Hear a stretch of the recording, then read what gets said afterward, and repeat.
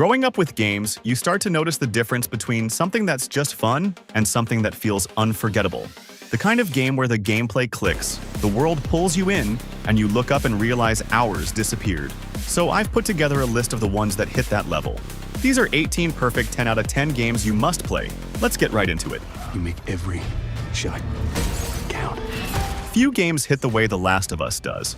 It drops you into a broken world shaped by infection and desperation, then anchors everything around two characters who feel real from the start. Joel is hardened and guarded, Ellie is tough and curious, and watching their connection grow is what gives the journey its weight. The gameplay keeps you on edge with resource scarcity, tense stealth, and violent encounters that never feel like a power fantasy. Add the atmosphere, quiet ruins, haunting music, constant pressure, and you get an experience that doesn't just entertain. It leaves a mark. You a Witcher. Next up, we have The Witcher 3. This game drops you into a brutal fantasy world where monsters are real, but people are often worse. As Geralt, you'll hunt beasts, take contracts, and chase leads on Ciri while getting caught in wars, conspiracies, and curses that don't wrap up neatly. What makes it feel like a 10 out of 10 is the quality of the storytelling. Quests that escalate in surprising ways, dialogue that actually matters, and characters with motives that feel human. The world feels lived in, not like a playground built for the player. It's a massive RPG that earns the time you put into it. It's just the beginning. Cheer up, crew cut. Devil May Cry 5 is not about winning. It's about looking disrespectful while you win. The combat is so responsive, it feels like the controller disappears. You're rewarded for creativity, variety, momentum. Do the same thing too much and the game basically tells you you're boring. But when you start mixing moves, switching weapons, juggling enemies, canceling animations, keeping the flow, you feel unstoppable. The music system is genius too. The better you play, the harder the soundtrack goes, like the game is hyping you up in real time. This is pure action game confidence. It's the kind of game you play just to feel skillful.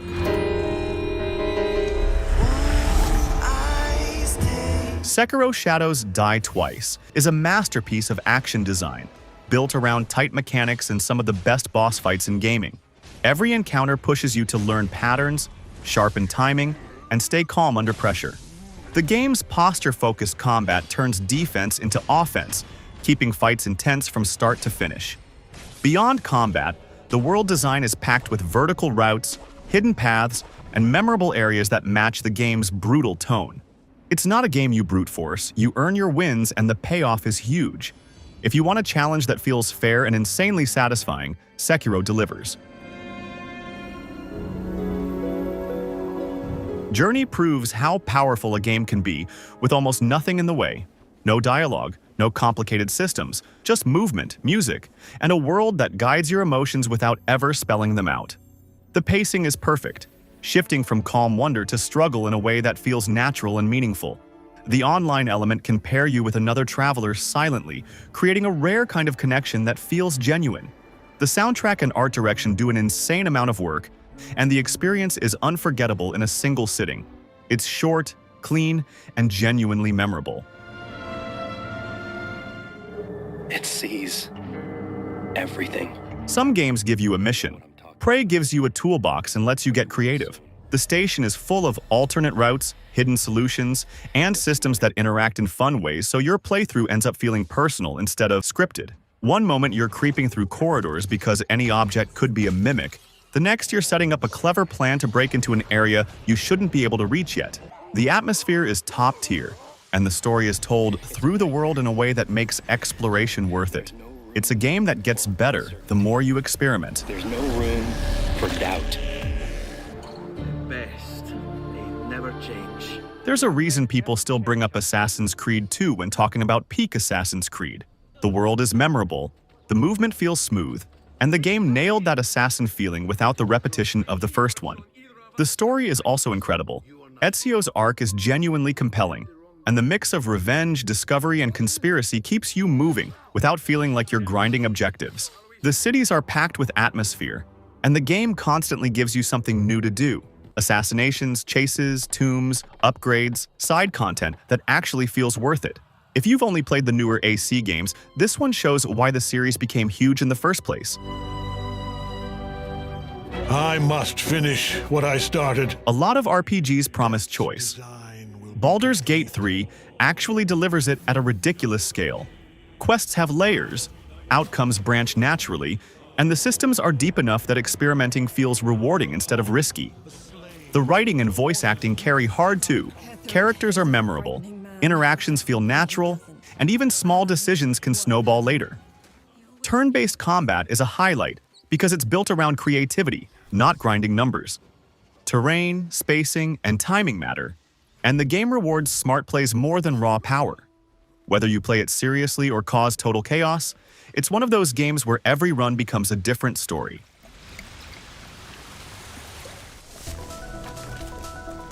Celeste is what hard but fair actually means. You will die a lot, but the game never laughs at you. It teaches you quietly until the impossible becomes muscle memory. And the story lands because it matches the gameplay. A climb that's really about your brain fighting itself. Anxiety, self-doubt, that voice that tells you to quit. Celeste puts it on the screen without turning it into a lecture. The music, the pace, the way each level is built, it all feels intentional. It's one of those games that makes you proud of yourself for finishing it, even if nobody else ever knows.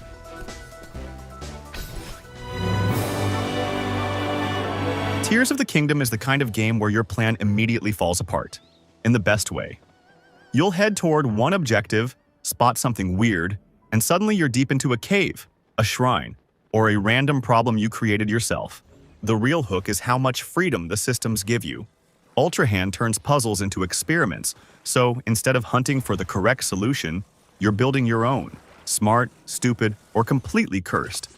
Exploration feels rewarding because the world is packed with surprises, and the physics are consistent enough that creative ideas actually work.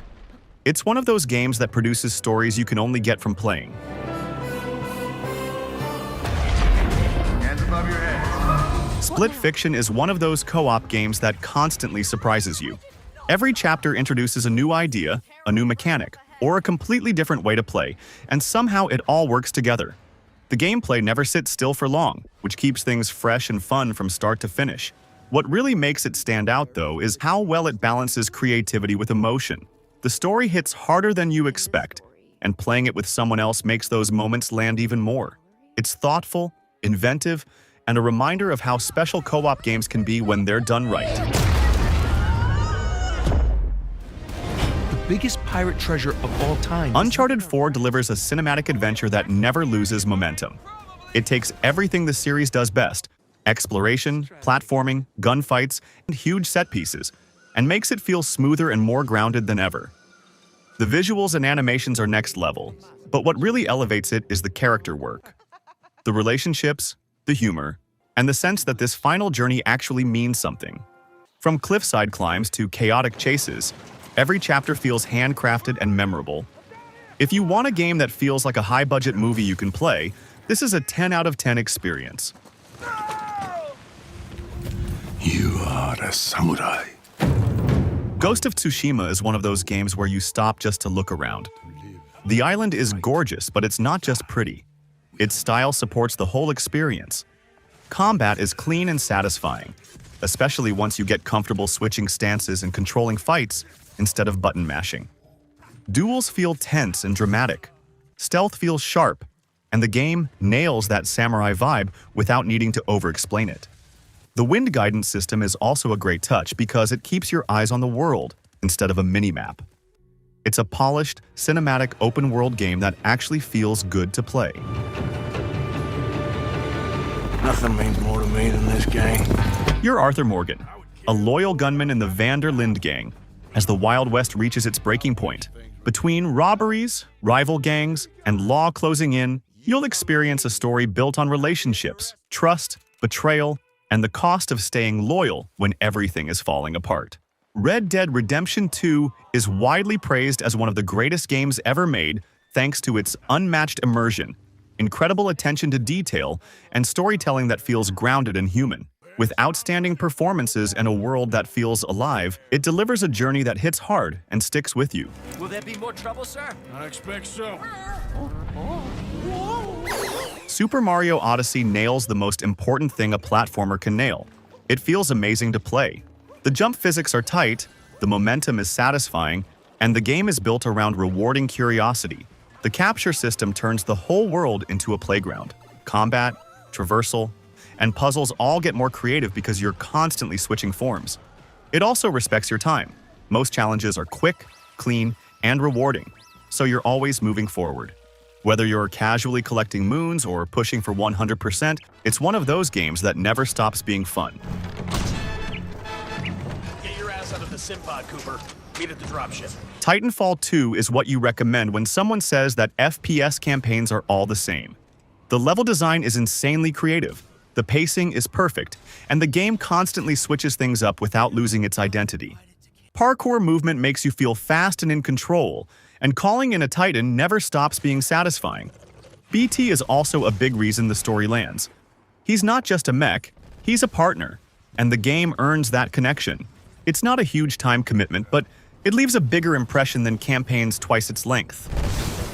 Store 2, watch your six. Is this true? My house with Claire Obscure Expedition 33 feels like a modern RPG with real personality. The presentation is gorgeous and unsettling at the same time, and the world design keeps you curious because it doesn't feel familiar. Combat hits a nice sweet spot, turn-based, but active, with timing mechanics that keep every fight from turning into autopilot. The pacing stays strong, the vibe is consistent, and the whole experience feels confident, like the developers knew exactly what they wanted the game to be. It's the kind of RPG that reminds you why the genre is still exciting. I recognize that dour expression anywhere. Few games feel as complete as God of War Ragnarok. Every part of it is polished. Writing, acting, combat feel, visuals, music, and pacing. The action is cinematic, but you're still in control. And fights have weight and strategy rather than being pure spectacle. The story stays personal even when the scale gets massive and the side content adds depth instead of distracting from the main journey. It's one of those games that delivers both the big moments and the small ones, and it's hard to finish without feeling like you just played something special. Now I want to hear yours. What game is a true 10 out of 10 in your book? And what did I leave out that absolutely should have been on this list? Thanks for watching, and don't forget to like and subscribe. See you on the next one.